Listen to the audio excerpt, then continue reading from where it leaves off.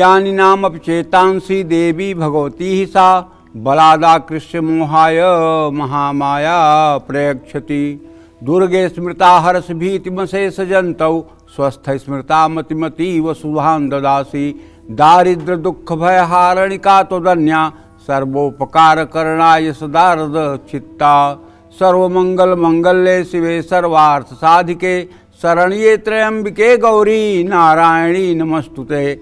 शरणागत दीनार्थ परित्राण परायणे सर्वस्यार्थ हरे देवी नारायणी नमोस्तुते। सर्वस्वरूपे सर्वेशे सर्वशक्ति समन्विते भयभ्यस्त्राहिनो देवी दुर्गे देवी नमस्तुते।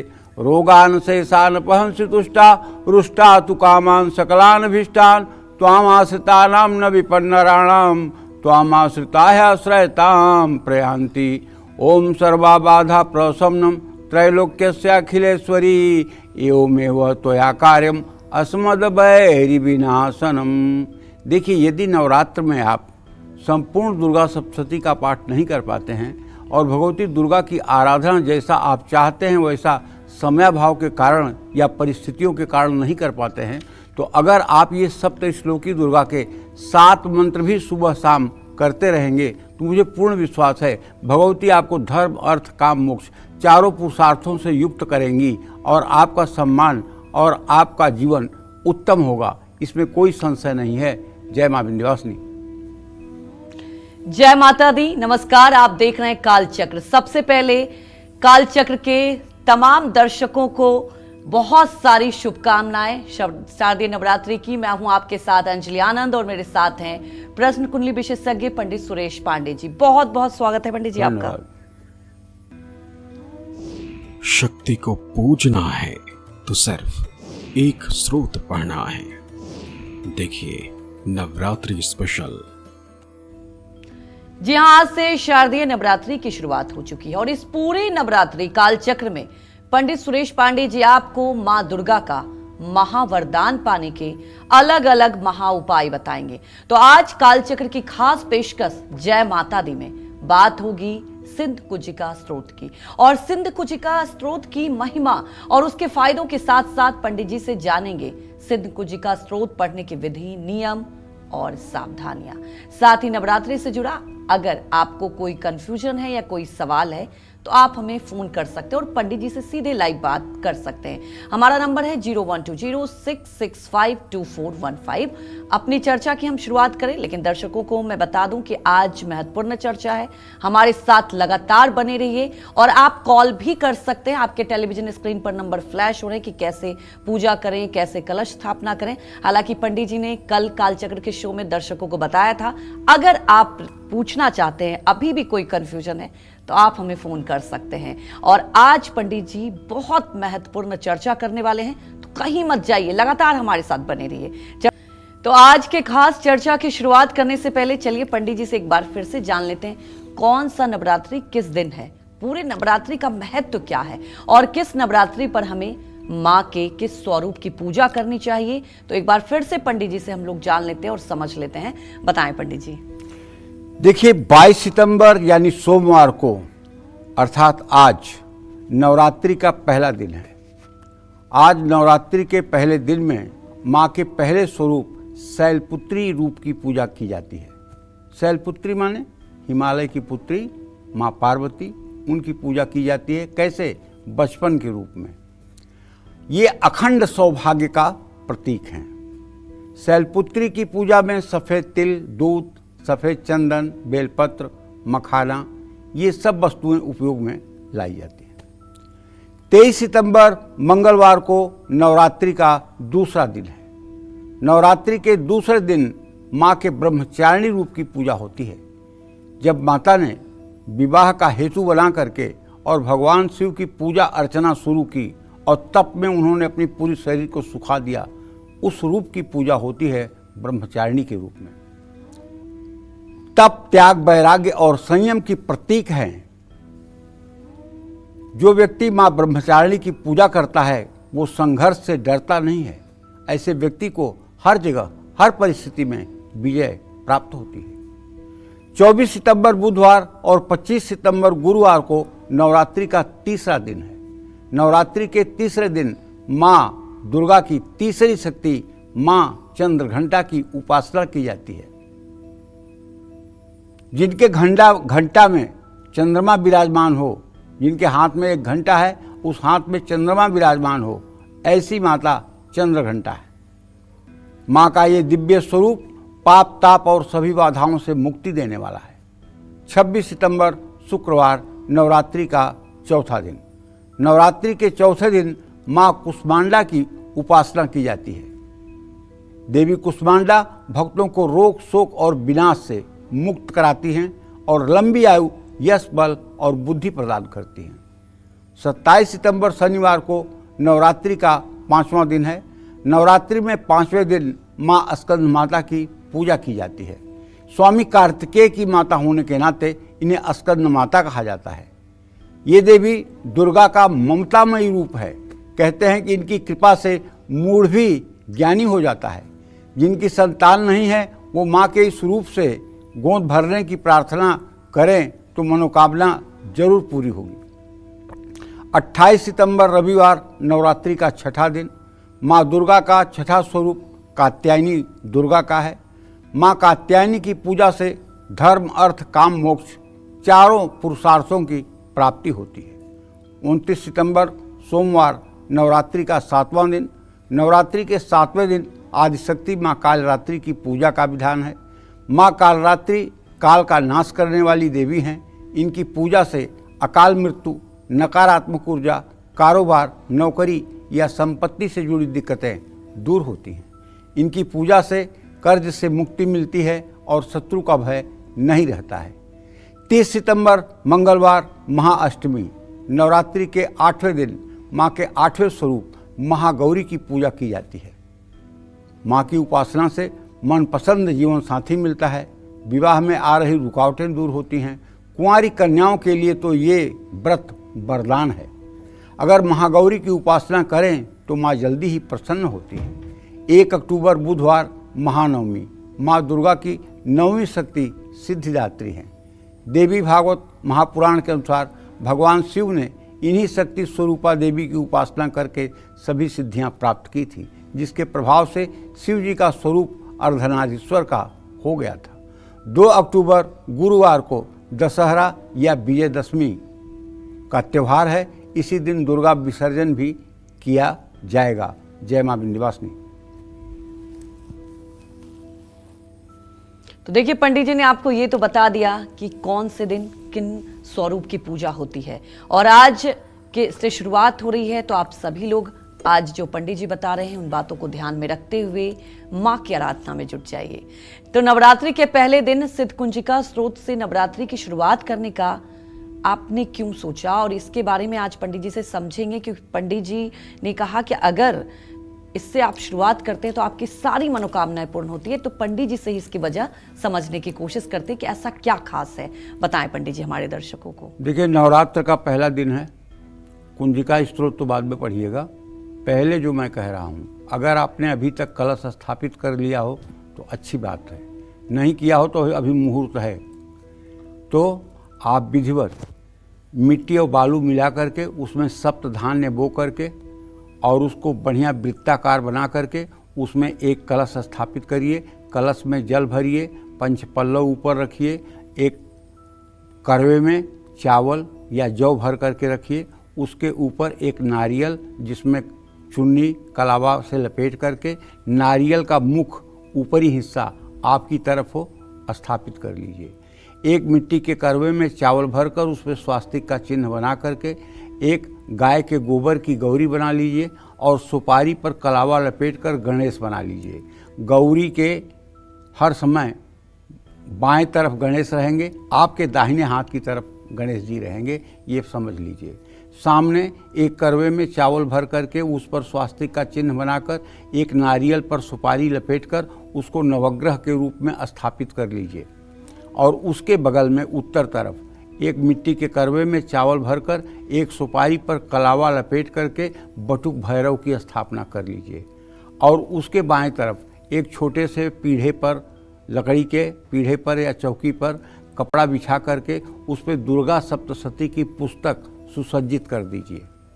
और जहाँ वरुण कलश है आपका, जिसमें जल भरा है आपने, उसके ठीक पीछे एक चौकी लगा करके उसके ऊपर लाल कपड़ा बिछा करके सर्वतोभद्र मंडल या गौरी तिलक मंडल बना सकते हैं तो अच्छी बात है, नहीं तो अष्टदल कमल बना करके उसके ऊपर तांबे के एक कलश में चावल भरकर उसके ऊपर गरी गोला और एक लोहे की कील लाल रंग के ब्लाउज पीस में लपेटकर उसको पिरामिड के आकार का बना लें और उसे उसके ऊपर स्थापित कर दें। और उसके ऊपर आप चाहें तो एक मुखौटा लगा करके और साड़ी से भी उस स्वरूप को सुसज्जित कर दें तो माता का साक्षात रूप आपको दिखने लगेगा। अब इसके बाद पूजा क्रम शुरू करिए, जो भी जैसे भी आप पूजा क्रम कर सकते हैं करिए। अब रही बात सिद्ध कुंजिका स्त्रोत की, तो सिद्ध कुंजिका स्त्रोत रुद्रायमल नाम के ग्रंथ से लिया गया है। सिद्ध कुंजिका स्त्रोत का महात्म भगवान शिव ने खुद माँ पार्वती को बताया है। भगवान शिव ने खुद कहा है कि सिद्ध कुंजिका स्त्रोत का पाठ करने से देवी के कवच, अर्गला, कीलक, रहस्य, सूक्त, ध्यान, न्यास और अर्चन करने की भी जरूरत नहीं होती है। तो जब शिव शंभु स्वयं इसको प्रभावशाली मानते हैं तो इस स्तोत्र में कुछ चमत्कार तो है। शृणु देवी प्रवक्ष्यामि कुंजिका स्त्रोत मुक्तमं येन मंत्र प्रभावेण चंडी जापम शुभम भवेत्। न कवचम न अर्गला स्त्रोतम न कीलकम न रहस्यकम कुंजिका पाठ मात्रेण दुर्गा पाठम फलम लभेत। तो ये भी शिव जी ने कहा है कि ये अत्यंत गोपनीय है। गोपनीयम प्रयत्नेन सोयो निरीव पार्वती। हे पार्वती, जैसे गोपनीय अंगों को गोप पे रखा जाता है उसी तरह से यह मंत्र गोपनीय है, इसको सार्वजनिक नहीं करना चाहिए। अब मैं नवरात्रि के पहले दिन हाथ जोड़कर माँ दुर्गा का आवाहन करता हूँ और उनसे सभी का कल्याण करने की कामना करता हूँ। ओम ऐं ह्रीं क्लीं चामुंडाय विच्चे ओम ग्लौं हूं क्लीं जूं सः ज्वालय ज्वालय ज्वल ज्वल प्रज्वल प्रज्वल ऐं ह्रीं क्लीं चामुंडाय विच्चे ज्वल हंग संग लंग छंग फट स्वाहा। हे रुद्र रूपिणी तुम्हें नमस्कार है। हे मधु दैत्य को मारने वाली तुम्हें नमस्कार है। मधु कैटभ विनाशिनी को नमस्कार है। महिषासुर को मारने वाली देवी तुम्हें नमस्कार है। शुंभ का हनन करने वाली और निशुंभ को मारने वाली तुम्हें नमस्कार है। हे महादेवी, मेरे जप को जागृत और सिद्ध करो। अहंकार के रूप में सृष्टि रूपिणी, ह्रींकार के रूप में सृष्टि का पालन करने वाली और क्लींकार के रूप में काम रूपिणी और अखिल ब्रह्मांड की बीज रूपिणी देवी तुम्हें नमस्कार है। चामुंडा के रूप में तुम चंड विनाशिनी और अहंकार के रूप में वर देने वाली हो। बिच्चे रूप में तुम नित्य ही अभय देती हो। तुम इस मंत्र का स्वरूप हो। ओम धाम धीम धूम धुर्जटे पत्नीम वाम वीं वाग्धीश्वरी क्राम क्रीम क्रूम कालिका देवी सांग सिंह सुमे शुभम कुरु। ये 5वां मंत्र है। धाम धीम धूम के रूप में शिव की तुम पत्नी हो। वाम वीम ऊम के रूप में तुम वाणी की अधीश्वरी हो। क्राम क्रीम क्रूम के रूप में तुम कालिका देवी हो। सांग सिंह सूंग के रूप में मेरा कल्याण करो। और हंग हंग का हुंकार स्वरूपिणी जंग जंग जम जम भनादिनी भ्राम भ्रीम भ्रूम भैरवी भद्रे। ये कल्याणकारी भैरवी भवानी तुम्हें बार बार प्रणाम है। अंग कंग चंग टंग टंग मंग यंग संग विंग दुंग एंग विंग हंग छंग धिज्राग्रम धिज्राग्रम त्रोटय त्रोटय दीप्तम कुरकुर स्वाहा। इन सबको तोड़ो और दीप्त करो स्वाहा।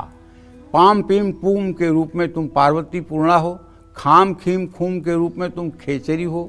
साम सीम सूम स्वरूपिणी सप्तशती देवी के मंत्र को मेरे लिए सिद्ध करो। तो कहने का आशय यह है कि देखिए, वैसे संपूर्ण दुर्गा सप्तशती मार्कंडे पुराण के सावर्णिक मनमंत्र से लिया गया है, लेकिन जो इसमें सिद्ध कुंजिका स्त्रोत का पाठ आपको देखने को मिलता है और प्रायः गीता प्रेस की किताब में आप देखेंगे सबसे पीछे की तरफ जो है सिद्ध कुंजिका स्त्रोत लिखा हुआ है। ये रुद्रायमल का पाठ है, ये मार्कंडे पुराण का पाठ नहीं है, रुद्रायमल का पाठ है। और चूंकि भगवान शिव ने इसका उपदेश जगतजननी जगदम्बा माँ पार्वती को किया है, इसलिए ये बड़ा ही साधकों के लिए अभिष्ट की पूर्ति करने वाला है। और एन मंत्रम न जानामि चंडी पाठम करोत व्यह। मतलब यहाँ तक भगवान शिव कहते हैं कि जो इस मंत्र को नहीं जानता है और चंडी पाठ करता है, उसका हाल वही है जैसे जंगल में कोई रोए और उसे सांत्वना देने वाला कोई न हो। और इस मंत्र के प्रभाव से सारे मंत्र जागृत और सिद्ध हो जाते हैं। अगर इस मंत्र का ढंग के साथ स्तुति की जाए और इसकी पूजा की जाए और इस मंत्र के प्रभाव से आप दूसरे जो मंत्र करेंगे, दूसरे जो मंत्र पढ़ेंगे, उनमें अपने आप सिद्धि आ जाएगी। क्योंकि इसमें नवाड़ मंत्र भी है, ओम ऐं ह्रीं क्लीं चामुंडाय विच्चे।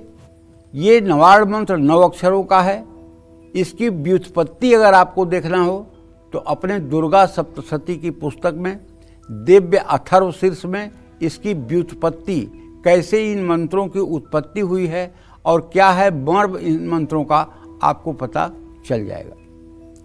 दूसरी बात, ये नवाड़ मंत्र में जो 9 अक्षर हैं, ये 9 चक्रों को जागृत करते हैं। शक्ति के उपासना करने वाले लोग 9 चक्रों की मान्यता करते हैं। 7 चक्रों के बारे में तो सभी लोग जानते हैं, मूलाधार, स्वाधिष्ठान, मणिपूरक, अनाहत, विशुद्धि, आज्ञा, सहस्रार। इन 7 चक्रों के बारे में तो प्रायः पूरा समाज जानता है। लेकिन जो शक्ति के आराधक हैं, शक्ति के जो उपासक हैं, वो 9 चक्र मानते हैं। 9 चक्र में एक ललना चक्र है और एक गुरु चक्र है। ललना चक्र जो है जिह्वा मूल में है और गुरु चक्र जो है वो तालु मूल में है। तो इन 9 अक्षरों को 9 स्थानों पर जब स्थापित किया जाता है तो इनकी सिद्धि अपने आप हो जाती है। जैसे ओम भू ओम भुवः ओम स्वः ओम मः ओम जनः ओम तपः ओम सत्यम, ये 7 आवृत्ति हुई। तो 7 चक्रों पर जो लोग पूजन करते हैं, वो लोग इन 7 चक्रों पर 7 अक्षरों का न्यास करके और सिद्धि को प्राप्त करते हैं। उसी तरह से नवाड़ मंत्र करने वाला जो है वो 9 अक्षरों को 9 चक्रों पर नियोजित करके सिद्धि को प्राप्त होता है। और इसके बारे में दुर्गा कल्पद्रुम में लिखा हुआ है कि सिद्धि असिद्धि नास्ति। इसके सिद्धि और सिद्धि का विचार इसलिए नहीं किया जाना चाहिए कि ये स्वयं अपने आप में सिद्ध है। जो सिद्ध है उसके सिद्ध करने की कोई आवश्यकता नहीं है। इसलिए नवाड़ मंत्र जो है साधक को पहले दिन से ही फल देना शुरू कर देता है। साधना करने वाला, नवाड़ मंत्र की साधना करने वाला व्यक्ति पहले दिन से ही उसका रिजल्ट देख लेता है। दुनिया के और जो मंत्र हैं उनकी कुछ संख्या है, कुछ करने के बाद उनकी सिद्धि मिलती है। लेकिन अगर कोई व्यक्ति विनियोग करके, न्यास करके, माला की पूजा करके और नित्य नवाड़ मंत्र का जप करना शुरू कर दे तो मैं दावे के साथ कहता हूँ, बेरोजगार से बेरोजगार आदमी हो, अगर वो 10,000 मंत्रों का जप नित्य कर ले तो उसे 2,500 रुपया शाम तक कहीं न कहीं से मिल जाएगा। और अगर 20,000 कर ले तो 5,000 कमा लेगा। ये आजमाई हुई बात कह रहा हूँ सिद्ध कुंज का ये नवाड़ मंत्र की। दुख और दरिद्रता का लेस नहीं रह जाता है जो मंत्रराज का मंत्र जप करता है। और सारे मंत्रों की सिद्धि में बहुत समय लगता है। गायत्री माता की सिद्धि होती है 24 लाख का एक पुरस्चरण होता है, और जब 24 पुरस्चरण होता है तब गायत्री की सिद्धि होती है। तब माता गायत्री कहती हैं कि तू इंद्र बनना चाहता है, ब्रह्मा बनना चाहता है, क्या बनना चाहता है बोल, मैं तुझे वो बनाऊंगी। लेकिन 24 लाख और 24 बार अगर कोई व्यक्ति प्रतिदिन इस मंत्र का 10,000 जप करे, गायत्री मंत्र का, और लगातार 16 साल तक बिना एक दिन बीमार हुए और एक वक्त भोजन करके गायत्री की 16 वर्षों तक एकांत में रह के साधना करे, तब जाकर के गायत्री का पूरा पुरस्चरण होता है। लेकिन नवाड़ मंत्र, अरे इसका तो आपने नवरात्र में अगर 1 लाख मंत्र जब कर लिया फिर आपके तो पंख लग जाएंगे और आप तो उड़ने लगेंगे। ऐसा भी मत उड़िएगा कि जमीन न दिखाई दे। जरा ठीक से, अहंकार की ज़्यादा दुर्गंध न आए क्योंकि शक्ति के साधकों का सबसे बड़ा दुर्गुण है कि उन्हें मतलब कि जो है अपने शक्ति पर अहंकार हो जाता है, और अहंग जो है वो किसी के लिए अच्छा नहीं है। विनम्रता सबसे बड़ी पूंजी है, इसलिए विनम्र भी बने रहना चाहिए, और बात बात में अपनी सिद्धि का गुमान दिखाकर किसी को अशुभ या श्राप देने की स्थिति या किसी के लिए अशुभ बोलने की स्थिति से भी बचना चाहिए। इससे निश्चित रूप से आपका पुण्य क्षीण होगा।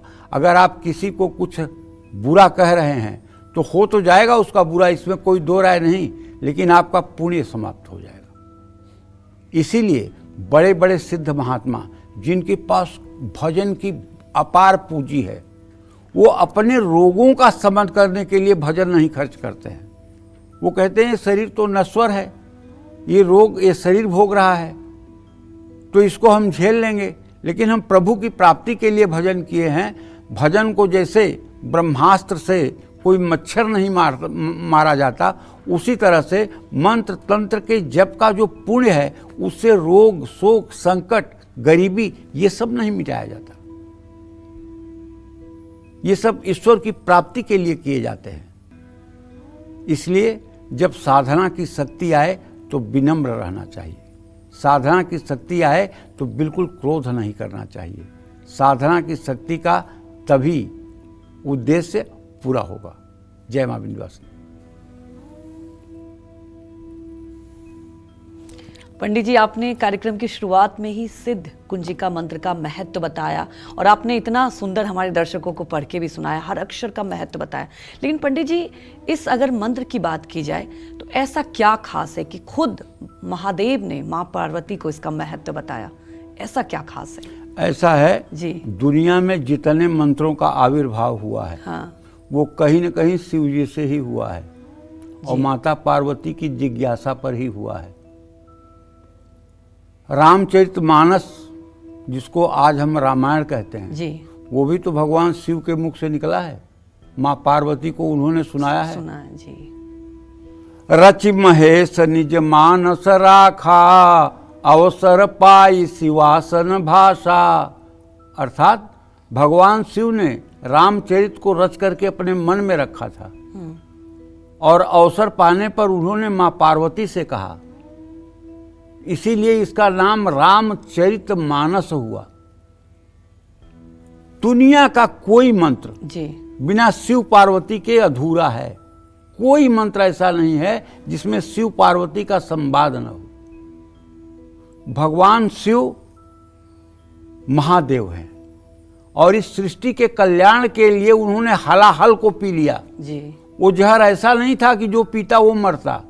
अगर वो जहर निकला बाहर रहता तो पूरी सृष्टि उस जहर से जल करके भस्म हो जाती। जिस जहर को भगवान शिव ने पान किया और ले जाकर उसे कहाँ रोक लिया? कंठ में। कंठ के नीचे उसे नहीं जाने दिया। क्यों? क्योंकि उसके नीचे उनके अंदर राम जी रहते हैं। जहर से राम जी प्रभावित हो जाते, इसलिए उस जहर को उन्होंने अंदर नहीं जाने दिया। अस कही भजन लगे हरि नामा, चली सती जहां प्रभु सुख धामा। हर समय हरि नाम में विचरण करने वाले महादेव इस जगत के कल्याणार्थ, चाहे साबर मंत्र हो चाहे दूसरे मंत्र हो, भगवान शिव के द्वारा सारे मंत्र कहे गए हैं जी। और माता पार्वती की जिज्ञासा को शांत करने के लिए भगवान शिव ने मनुष्यों के ऊपर कृपा करके सारे मंत्रों का उपदेश किया है जी। नवरात्रि के पहले से नवमी तक हर दिन सिद्ध कुंजिका स्तोत्र का पाठ जो लोग दुर्गा सप्तशती का संपूर्ण पाठ नहीं कर सकते हैं, वो अगर करें तो उन्हें भी लाभ मिलता है। ये स्तोत्र चमत्कारी है और जल्दी प्रभाव देने वाला माना गया है। जीवन में रोग शोक कष्ट दरिद्रता शत्रुओं से आप परेशान हैं तो सिर्फ सिद्ध कुंजिका स्तोत्र का पाठ करने से दुर्गा पाठ करने का लाभ मिल जाता है। नवरात्रि में सिद्ध कुंजिका स्तोत्र का पाठ जरूर करें। जिन लोगों को पैसों के मामले में हमेशा नुकसान होता है, व्यर्थ के कार्यों में धन खर्च हो जाता है, धन चोरी हो जाता है या दिया हुआ उधार पैसा वापस नहीं मिलता है, तो ऐसे लोगों को सिद्ध कुंजिका स्त्रोत का पाठ 16 बार सुबह 16 बार शाम को जरूर करना चाहिए। विरोधी यदि परेशान कर रहे हैं या तरक्की में रुकावट बन रही है तो नवरात्रि में सिद्ध कुंजिका स्त्रोत का पाठ जरूर करना चाहिए। नवरात्रि के बाद भी इसका नियमित पाठ किया जाए तो विरोधियों से रक्षा होती है, कानूनी मामलों में सफलता प्राप्त होती है। सिद्ध कुंजिका स्त्रोत के संपूर्ण पाठ से न सिर्फ रोग से मुक्ति मिलती है बल्कि गंभीर रोगों में आराम भी मिलता है और बीमारी पर हो रहा खर्च भी कम हो जाता है। कर्ज बहुत चढ़ गया है तो नवरात्रि में सिद्ध कुंजिका स्त्रोत का पाठ करें। सुखी वैवाहिक जीवन के लिए सिद्ध कुंजिका स्त्रोत का पाठ करें। परिवार में क्लेश है तो भी इस स्त्रोत को नियमित पढ़ें। जय मां विंध्यवासिनी।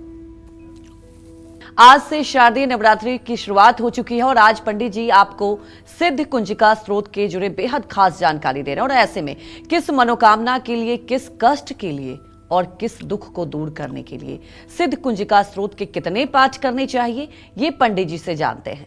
बताएं पंडित जी। देखिए, सिद्ध कुंजिका का पाठ बताऊं उसके पहले आपसे बताना चाहता हूं कि ऐसा तो नहीं है कि सबके पास समय नहीं है, आप दुर्गा सप्तशती का पाठ नहीं कर सकते। देखिए, मैंने कैसे स्थापना नवरात्र में करना है ये तो मैंने आपको पहले सेगमेंट में बता दिया। अब दूसरे सेगमेंट में जल्दी से आपको बताना चाहूँगा कि आप दुर्गा सप्तशती का पाठ यदि करना चाहते हैं तो कैसे करें। दुर्गा सप्तशती का पाठ करने के लिए सबसे पहले आप 4 बार में आचमन करें। गीता प्रेस गोरखपुर की किताब में ये आचमन लिखी हुई है। ओम ऐं आत्म तत्वम शोधयामी, ओम ह्रीम विद्या तत्वम शोधयामी। इस तरह से जहाँ शोधयामी लिखा हुआ है वहाँ हाथ में जल लेकर के उसको पीना चाहिए और हाथ धोना चाहिए, पवित्री धारण करना चाहिए। उसके बाद में संकल्प करना चाहिए। संकल्प में द्रव्य, पुष्प और पान का पत्ता लेकर के कुशा के साथ संकल्प करना चाहिए। अगर आपको संस्कृत पढ़ना बहुत अच्छा से नहीं आता है, आपको तिथि बार नक्षत्र का ज्ञान नहीं है तो छोड़ दीजिए। हाथ में थोड़ा सा चावल और एक फूल लेकर के माता से हाथ जोड़िए।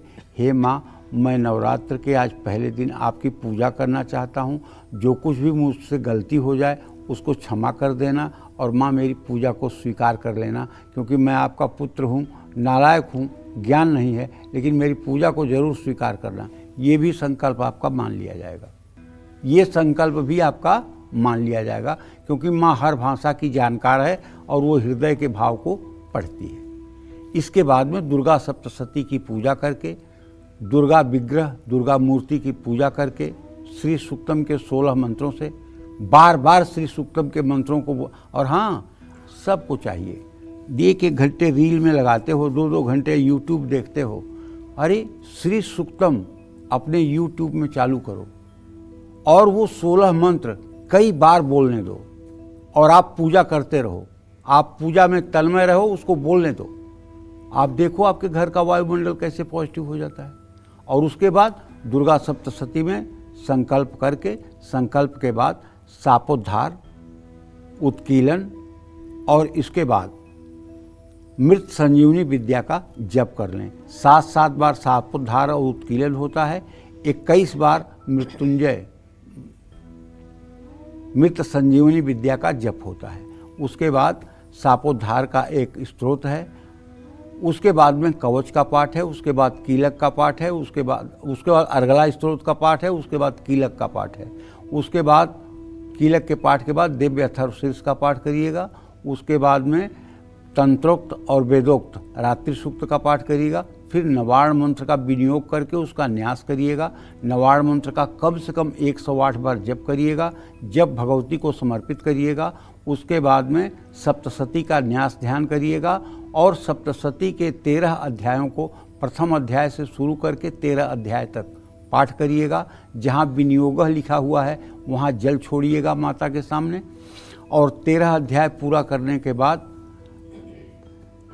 तंत्रोक्त देवी सूक्त, वेदोक्त देवी सूक्त का पाठ करने के बाद तीनों रहस्यों को पढ़िएगा। उसके बाद क्षमा प्रार्थना करिएगा, माता को साष्टांग प्रणाम करिएगा। ये शास्त्र सम्मत नियम है। इस तरह से जो लोग 100 दिन तक लगातार साधना कर लेते हैं, आजीवन के लिए भगवती उनका हाथ पकड़ लेती हैं और वो समाज में सम्मानित होते हैं और उन्हें यश, कीर्ति और प्रतिष्ठा की प्राप्ति होती है। जय माँ विंध्यवासिनी। हाँ, जीवन में जब भी किसी प्रश्न का उत्तर नहीं मिल रहा हो, जब किसी समस्या का समाधान न निकल रहा हो, तो उस समय सिद्ध कुंजिका स्त्रोत का पाठ आपको करना चाहिए। पढ़ाई में रुकावट आ रही है या उच्च शिक्षा में सफलता प्राप्त करना चाहते हैं तो सिद्ध कुंजिका स्त्रोत के 5 पाठ करिए। मान सम्मान और शोहरत पाने के लिए भी 5 पाठ करिए। दरिद्रता से मुक्ति के लिए और धन लाभ के लिए सिद्ध कुंजिका स्त्रोत के 9 पाठ जरूर करें। कानूनी मामलों में सफलता के लिए 7 पाठ करें। कर्ज से मुक्ति के लिए सिद्ध कुंजिका स्त्रोत के 7 पाठ करें। घर में सुख शांति के लिए 3 पाठ करें। अच्छी सेहत और निरोगी काया के लिए सिद्ध कुंजिका स्त्रोत के 3 पाठ करें। नौकरी और कारोबार में सफलता के लिए 5, 7 या 11 पाठ करें। हर तरह की बाधा से मुक्ति के लिए सिद्ध कुंजिका स्त्रोत के 3 पाठ करें। लेकिन अगर आपका पति, पुत्र या पत्नी नशे के एडिक्शन में हो गया है, नशा करता है और नशे के इतना आदी हो गया है कि अब पूरे घर की नींव हिल रही है, तो ऐसे में हाथ जोड़ के निवेदन है, महाकाली के चित्र के सामने बैठकर एक घी का दिया जलाकर महाकाली को नींबुओं की माला पहनाकर 21 या 11 नींबुओं की माला बना के पहना के इस सिद्ध कुंजिका स्त्रोत का 16 बार सुबह 16 बार शाम पूरे नवरात्र पाठ करिए। चाहे जितना बड़ा शराबी होगा, चाहे जितना बड़ा नशे का एडिक्ट होगा, चाहे जितना बड़ा कुमार्ग पर जाने वाला कोई व्यक्ति होगा, उसे भगवती सतमार्ग पर जबरदस्ती खींच कर ला देगी।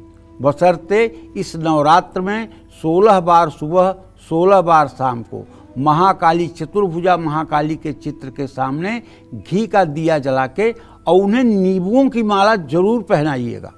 और ये नींबुओं की माला सुरक्षित रखिएगा रोज उतार करके, और इसे कहीं जल में प्रवाहित करिएगा। और जो नींबुओं की माला चढ़ जाए उस नींबू को कभी फिर यूज में, अपने उपयोग में मत लीजिएगा और भगवती को किसी अच्छे मिष्टान का भोग लगाइएगा। अगर ये उपाय आपने 9 दिन कर लिए, 16 पाठ सुबह 16 पाठ शाम को, तो आपके घर में कोई व्यक्ति जिसके कारण पूरा परिवार तहस नहस हो रहा है, सट्टे की आदत है, जुआ की आदत है, लॉटरी खेलने की आदत है, मना करने के बाद वो मतलब कि शेयर में पैसे लगाए जा रहा है, तबाही आती जा रही है, कर्ज बढ़ता जा रहा है, तो सब दुर्गुणों से मुक्ति के लिए अगर 16 पाठ सुबह शाम होगा तो उसका लाभ जरूर मिलेगा। जय मां विंध्यवासिनी। कहते हैं ना, जो चीज जितनी प्रभावशाली होती है, जितनी असरदार होती है, उसके साथ उतनी ही सावधानियां भी बरतनी चाहिए। ऐसे में क्या हर कोई सिद्ध कुंजिका स्त्रोत पढ़ सकता है? क्या दिन में किसी भी समय इसका पाठ किया जा सकता है? अगर सिद्ध कुंजिका स्त्रोत का पाठ ना किया जाए तो नवरात्रि का कोई और पाठ भी पूर्ण माना जाता है? क्या है सिद्ध कुंजिका स्त्रोत से जुड़े नियम और सावधानियां? ये पंडित जी से समझते हैं। बताएं पंडित जी। देखो, ये पाठ कोई भी कर सकता है जी। ये तो शिव जी ने कहा है कि कवच, अर्गला, कीलक, रहस्य, सूक्त जी जी पढ़ने का जो फल होता है वो कुंजिका स्त्रोत के पढ़ने का फल होता है। लेकिन ये शिव जी ने नहीं कहा है कि जो सप्तशती का पाठ करेंगे और कुंजिका का पाठ नहीं करेंगे उन्हें फल नहीं मिलेगा, ये नहीं कहा है उन्होंने जी। ठीक है ना? तो अगर आप सिद्ध कुंजिका नहीं भी पढ़ रहे हैं और दुर्गा सप्तशती का नित्य पाठ कर रहे हैं और शास्त्र सम्मत, तस्मात् शास्त्रम प्रमाणम च कार्याकार्य व्यवस्थित, क्योंकि ज्ञान का पंथ कृपाण का धारा पड़ता लगे लगा ही नहीं बारा, ये ज्ञान का पंथ है। दुर्गा सप्तशती जो है ये ज्ञान का पंथ है, ये दुधारू तलवार है। सीधे चलेगी तो लक्ष्य को भेदेगी, उल्टे चलेगी तो आपको ही काटेगी। तो ये तंत्र है, पूरा 700 मंत्र तंत्र है और ये 700 मंत्र 700 सिद्ध मंत्र हैं। मतलब पंडित जी जो उच्चारण सही से कर पाए, उच्चारण सही होना चाहिए, भाव सही होना चाहिए, विधि सही होना चाहिए। इसलिए अपने योग्यता को समझकर किसी सक्षम गुरु से मार्गदर्शन प्राप्त करके ही भगवती की साधना को सांगोपांग करने की कोशिश करना चाहिए। जी। अति आत्मविश्वास में गलती होने की संभावना ज्यादा रहती है। तो अगर सिद्ध कुंजिका स्तोत्र का पाठ कोई भी कर सकता है, चाहे पुरुष हो, चाहे महिला हो, चाहे किन्नर हो, चाहे गर्भवती महिला हो, कोई भी इसका पाठ कर सकता है, कोई भी इसका पाठ सुन सकता है। गृहस्थ को इस स्तोत्र का पाठ ब्रह्म मुहूर्त में, माने प्रातः 4 बजे से 6 बजे के बीच में करना चाहिए। ब्रह्मचारी को सुबह शाम करना चाहिए। योगी किसी भी समय सिद्ध कुंजिका स्तोत्र का पाठ कर सकते हैं। सिद्ध कुंजिका स्तोत्र मंत्र को जगाने के लिए है। मंत्र जागृत हेतवे, मंत्र को जगाने के लिए, किसी मंत्र को जगाने के लिए। जिनके मन में भक्ति ना हो वो इसका पाठ न करें। बिना सिद्ध कुंजिका का पाठ किए बाकी चीज़ें अधूरी रह जाती हैं। लेकिन ऐसा नहीं कि दुर्गा सप्तशती का आपने पूरा पाठ किया है और सिद्ध कुंजिका स्तोत्र नहीं पढ़ा है तो आपका पाठ अधूरा रह जाएगा, ऐसा नहीं है। क्योंकि वो मार्कंडे पुराण सावर्णिक मनवंतर से है और ये रुद्रायमल से है। भगवान शिव का यह वाक्य जरूर है कि इससे कवच अर्गला न्यास का फल मिल जाता है, इससे दुर्गा सप्तशती के पाठ का फल मिल जाता है। लेकिन ये कहीं नहीं भगवान शिव ने कहा है कि इसका पाठ न करने से सिद्ध दुर्गा सप्तशती के पाठ करने का फल समाप्त हो जाता है, ये कहीं नहीं कहा है।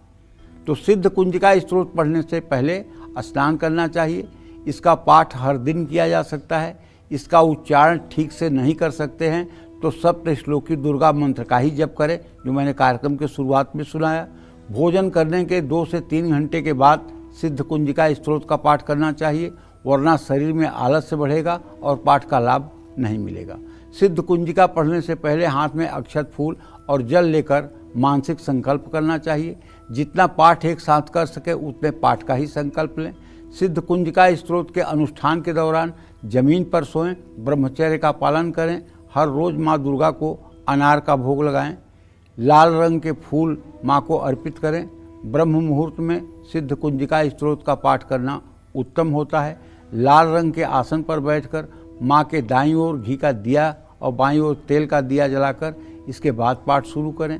आप कितने भी थक जाएं, जितना संकल्प लिया है उतना पाठ जरूर करना चाहिए। पाठ को बीच में न छोड़ें। सिद्ध कुंजिका स्तोत्र संस्कृत में लिखा है। ऐसे में जो लोग इसका संस्कृत में सही उच्चारण नहीं कर सकते हैं वो इसका हिंदी अनुवाद जो गीता प्रेस का है वही पढ़िएगा। दूसरी किताब मत पढ़िएगा। कुछ किताबें तो दुर्गा सप्तशती के नाम पे ऐसी छपी हैं कि जिनमें अनर्थ है, कुछ अर्थ है ही नहीं है और बड़ी लोकप्रिय हैं। तो इसलिए मैं बार बार कहता हूं कि दुर्गा सप्तशती जो गीता प्रेस से छपी हुई है, अगर आपको हिंदी भी पढ़ना है तो गीता प्रेस की ही किताब की हिंदी पढ़िए, क्योंकि उसका सही ढंग से अनुवाद किया गया है। उसमें किसी व्यक्ति ने अपने अक्षर को या अपने भाव को नहीं जोड़ा है, बल्कि उसमें मार्कंडे जी ने जो कहा है उसका जो आशय है वही उसमें वर्णित है। आप पढ़ भी सकते हैं। सिद्ध कुंजिका स्तोत्र का सुनना भी लाभकारी है। जय मां विंध्यवासिनी। पंडित जी, आपने हमारे दर्शकों को ये तो बताया सावधानियां, लेकिन एक मेरे मन में सवाल है। कुछ लोग ऐसे होते हैं जो पूजा करते हैं, आराधना करते हैं माँ की ये 9 दिन, तो सुबह शाम आराधना की जाती है, तो क्या उसके लिए भी कोई खास वक्त होता है कि उसी वक्त आप आराधना करें? देखिए, कई प्रकार के भक्त होते हैं। जिसने भगवती की शरणागति ले ली है जी, उसके 24 घंटे सोते जागते उठते बैठते 1 मिनट भी उसकी श्वास बिना भगवती के चिंतन के नहीं जाती है। उसके हर समय चिंतन में भगवती बनी रहती है। गोस्वामी तुलसीदास जी मानस के अंतिम दोहे में कहते हैं, कामी नारी पियारी जिम लोभी प्रिय जिमि दाम तिमि रघुनाथ निरंतर प्रिय लागई मोहि राम।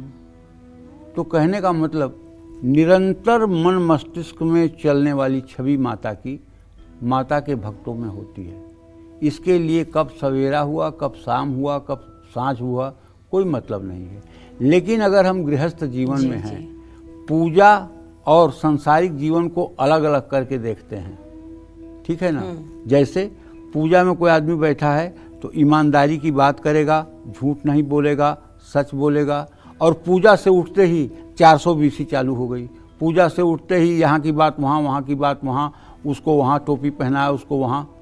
तो और जो ये सोचता है कि मेरा 24 घंटे का कार्यकाल पूजा का ही है, मैं वही बोलूँगा जो सत्य है, मैं वही करूँगा जो उचित है, मैं वही करूँगा जो मार्गदर्शन के लिए उपयोगी है, मैं वही करूँगा जिससे धर्म का नुकसान न हो।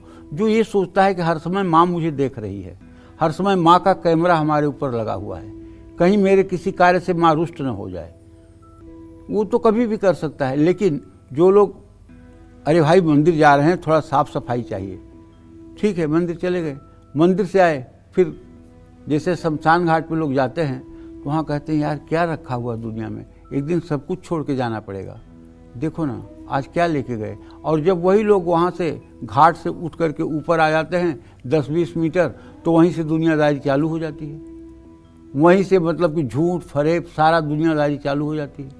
तो 2 मिनट के लिए ज्ञान हुआ, उसके बाद फिर अज्ञान ने आपको घेर लिया। तो कहने का आशय ये है कि जो लोग सिद्ध कुंजिका स्त्रोत का पाठ करना चाहते हैं वो कभी भी कर सकते हैं, लेकिन हम गृहस्थों को तो पूजा पाठ का सही समय सुबह और शाम को ही है, क्योंकि सुबह हम बिना काम का नुकसान किए पूजा कर लेंगे और शाम को कर लेंगे। आज मैं आपको सिद्ध कुंजिका स्त्रोत का संक्षिप्त मंत्र बताता हूँ, उसको पढ़ने के लाभ भी बताता हूँ और इस मंत्र का जब कैसे करना है ये भी बताता हूँ। ओम ऐं ह्रीं क्लीं चामुंडाय विच्चे, ये माँ दुर्गा का नवाड़ मंत्र है। ओम मैंने इसलिए जोड़ा कि बिना प्रणव जोड़े मंत्र सरकटा हो जाता है। नमः मैं इसलिए जोड़ देता हूँ कि बिना पल्लव के मंत्र नग्न हो जाता है। दुर्गा कल्पद्रुम में नवाड़ मंत्र के 10 दोष बताए गए हैं। मूक, सुप्त, वृथा, हत, नग्न, ये 10 मतलब कि दोष बताए गए हैं मंत्र के। तो इस मंत्र का हर अक्षर माँ दुर्गा की 9 शक्तियों से संबंधित है। इस महामंत्र से माँ दुर्गा के 9 रूपों की एक साथ उपासना की जा सकती है और 9 चक्रों को एक्टिवेट किया जा सकता है। इसी मंत्र से 9 ग्रहों को भी आप शांत कर सकते हैं। इस मंत्र का जप रुद्राक्ष की माला से करना चाहिए। इस मंत्र के पहले ओम जोड़कर दुर्गा सप्तशती में इस दशाक्षर मंत्र का रूप दे दिया गया है। माँ दुर्गा के नवाड़ मंत्र के जप से माँ दुर्गा के साथ माँ सरस्वती, काली, महालक्ष्मी प्रसन्न होती हैं। और मंत्र के अंत में नमः, स्वाहा, वौसठ, वसठ, फट, हुम, ये 6 पल्लव जरूर जोड़े जाएंगे। अगर ये पल्लव नहीं जोड़े जाएंगे तो मंत्र नंगा रहेगा, नंगा। सारे मंत्र नंगे होते हैं जब तक उनके पीछे पल्लव न जोड़ा जाए, नमः, स्वाहा, वौसठ, वसठ, फट और हुम, तब तक सारे मंत्र नंगे रहते हैं। उनको जैसा आप कपड़ा पहनाओगे वैसा वो मंत्र काम करने लगेंगे। ये पल्लव क्या है? वस्त्र, पल्लव वस्त्र है। तो नमः, स्वाहा, वौसठ, वसठ, फट, हुम, ये मंत्र के अंत में निश्चित रूप से नियोजित करना चाहिए। ये बुद्धिमानों की बात है। सरस्वती का बीज मंत्र ऐम है। इस बीज मंत्र से बुद्धि तेज होती है। महालक्ष्मी का बीज मंत्र ह्रीम है। इस मंत्र से दरिद्रता दूर होती है, लक्ष्मी की कृपा मिलती है। क्लीम महाकाली का बीज मंत्र है। महाकाली की आराधना से मोह माया का नाश होता है, आकर्षण होता है। इस बीज मंत्र से हर संकट दूर होता है, विरोधी शांत होते हैं। जय मां विंध्यवासिनी। ओम हैम इम क्लीं चामुंडाय विच्चे, ये माँ दुर्गा का नरवाण मंत्र है। और इस मंत्र में जितने भी बीज मंत्र हैं, जैसे इन मंत्रों का क्या महत्व है, इन बीज मंत्रों में क्या चमत्कारी होता है, ये पंडित जी से समझते हैं। बताएं पंडित जी। इस मंत्र के पहले अक्षर एंग का संबंध माँ दुर्गा के पहले स्वरूप शैलपुत्री से है। ऐ अक्षर सूर्य को भी नियंत्रित करता है। दूसरा अक्षर ह्रीम है जिसका संबंध माँ ब्रह्मचारिणी से है। ये अक्षर चंद्रमा को नियंत्रित करता है। तीसरा अक्षर क्लीम है, माँ चंद्रघंटा से संबंधित है। ये बीज मंत्र मंगल ग्रह को नियंत्रित करता है। और चा का संबंध माँ कुष्मांडा से है। इससे बुध ग्रह भी नियंत्रित होता है। ये बीज मंत्र है मूंग से माँ स्कंद माता की उपासना होती है। इस बीज मंत्र का संबंध बृहस्पति से है। डा बीज मंत्र से माँ कात्यायनी की उपासना की जाती है। इसमें शुक्र ग्रह को नियंत्रित करने की शक्ति है। यही से माँ दुर्गा की 7वीं शक्ति देवी कालरात्रि की उपासना की जाती है। इसमें शनि ग्रह को नियंत्रित करने की शक्ति है। बीज मंत्र वी से महागौरी की उपासना होती है। इस बीज मंत्र से राहु को नियंत्रित किया जाता है। और चय बीज मंत्र से माँ सिद्धिदात्री की उपासना होती है। इस बीज मंत्र से केतु को नियंत्रित किया जा सकता है। तो कहने का आशय ये है कि अगर इन 9 अक्षरों को आप अपने शरीर के अंदर क्रमशः मणिपूरक, स्वाधिष्ठान नहीं, मूलाधार, स्वाधिष्ठान, मणिपूरक, अनाहत, विशुद्धि, आज्ञा, ललना और गुरु चक्र पर बैठ करके अभ्यास करें नियोजित करने का, और उसके पहले 80 बार अनुलोम विलोम प्राणायाम कर लें। तो 6 महीने के बाद आपकी सुषुम्ना नाड़ी जागृत हो जाएगी और आपकी कुंडलनी शक्ति जागृत हो जाएगी। फिर इस धरती पर कोई काम आपके लिए असंभव नहीं रह जाएगा। जय मां विंध्यवासिनी। अगर नहीं करनी आती है आपको मां दुर्गा की पूजा, नवरात्रि में जाना पड़ रहा है घर से दूर और नहीं जप सकते हैं मां दुर्गा के मंत्र, तो कैसे मिलेगी आपको मां दुर्गा की महाकृपा? ये जानते हैं पंडित जी से। बताएं पंडित जी। देखिए, पहली बात तो ये जान लीजिए, कुपुत्रो जाए तो क्वचिदपि कुमाता न भवति। पुत्र तो कुपुत्र हो सकता है, लेकिन माता कभी कुमाता नहीं हो सकती। देवी भागवत में लिखा हुआ है कि अपराधो भवत्येय तनयस्य पदे पदे को परः सहते लोके केवलम मातरम बिना।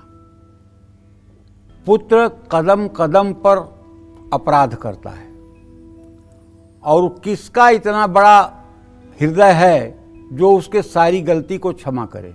वो सिर्फ माँ का हृदय है, जगत जननी जगदम्बा का हृदय है, वही क्षमा करती है। अपराधो भवत्येव तनयस्य पदे पदे को परः सहते लोके केवलम मातरम बिना। वो माँ सिर्फ क्षमा कर सकती है और दूसरी कोई शक्ति नहीं है जो आपके अपराधों को हंस करके क्षमा कर दे। तो कहने का मतलब ये है, आप संस्कृत पढ़ना जानते हैं, नहीं जानते हैं, हिंदी पढ़ना जानते हैं, नहीं जानते हैं, आपको एक बात जानना चाहिए कि आपकी ये माँ जगत जननी जगदम्बा सभी विद्याओं की अधिष्ठात्री देवी है, और इसे सब प्रकार की भाषाओं का ज्ञान है, सब प्रकार के संकेतों का ज्ञान है। आप केवल हृदय से बिना मंत्र बोले ही अगर माता के प्रति समर्पित भाव दिखाएंगे तो भी माता आपकी पूजा स्वीकार करेगी। और यदि नवरात्र में आपको कहीं यात्रा करनी पड़ रही है, आप मजबूरी में हैं, आप घर बैठकर पूजा नहीं कर सकते हैं, तो आप जहाँ भी हों वहाँ आपको भगवती की मानसिक पूजा करनी चाहिए। मानसिक पूजा में आपको पहले ध्यान करना चाहिए कि एक सुंदर दिव्य स्वरूप में महालक्ष्मी आपके सामने उपस्थित हैं। कमल के फूल पर उनका आसन लगा हुआ है। आप उनके श्री चरणों पर जल डाल रहे हैं, आप उनके हाथों पर जल डालकर उनका हाथ धो रहे हैं, और उसके बाद आप उनके लाल वस्त्र समर्पित कर रहे हैं, आप उनके माथे पर चंदन लगा रहे हैं। वो मुकुट धारण किए हुए देवी सैकड़ों सूर्य के समान प्रभा से युक्त हैं। उन्हें आप धूप दिखा रहे हैं, उन्हें आप दिया दिखा रहे हैं, उन्हें आप सुंदर पकवान की थाली भोग प्रसाद के रूप में अर्पित कर रहे हैं। सुंदर फल थाली में उनके सामने आप अर्पित कर रहे हैं। पान का बीड़ा उन्हें आप समर्पित कर रहे हैं। पीने के लिए जल एक छोटी गिलास में रख रहे हैं, और उसके बाद 5 बत्ती वाले दिए से आप उनकी आरती कर रहे हैं। अगर ये मानसिक पूजा नित्य आप कर लें, और किसी कारण से आप विदेश में रहते हैं या कहीं ऐसी जगह रहते हैं जहाँ पूजा करने की आपको व्यवस्था नहीं है, तो ये मानसिक पूजा कर लीजिए। और विश्वास करिए, मानसिक पूजा का उतना ही अर्थ है जितना प्रैक्टिकल पूजा करने का लाभ है। तो इसलिए आप मानसिक पूजा करके माँ के बहुत निकटस्थ हो सकते हैं। हिमालय ने एक बार माता पार्वती से पूछा कि हे देवी, तू कहाँ रहती हो? तो जानते हैं क्या कहा माता ने? ना हम बसते कैलासे, ना तीर्थे, ना वैकुंठे, न वा करहिचित, बसामी मदज्ञानी हृदयम भोज मध्य। मैं अपने ज्ञानी भक्तों के हृदय में निवास करती हूँ और कहीं नहीं निवास करती हूँ। तो जो लोग मानसिक पूजा करते हैं वो ज्ञानी भक्त ही माने जाएंगे। जय मां विंध्यवासिनी। पंडित जी, हमारे दर्शकों को आपने इतनी महत्वपूर्ण जानकारी दी, आपका बहुत बहुत धन्यवाद। उम्मीद करते हैं कि आपको आज का नवरात्रि स्पेशल काल चक्र का विषय बहुत पसंद आया होगा। कल फिर नवरात्रि से जुड़े एक नए विषय और आपकी परेशानियों को दूर करने के लिए ढेरों उपाय लेकर आएंगे हम पंडित सुरेश पांडे जी के साथ। तब तक काल चक्र की पूरी टीम को अनुमति दीजिए। नमस्कार।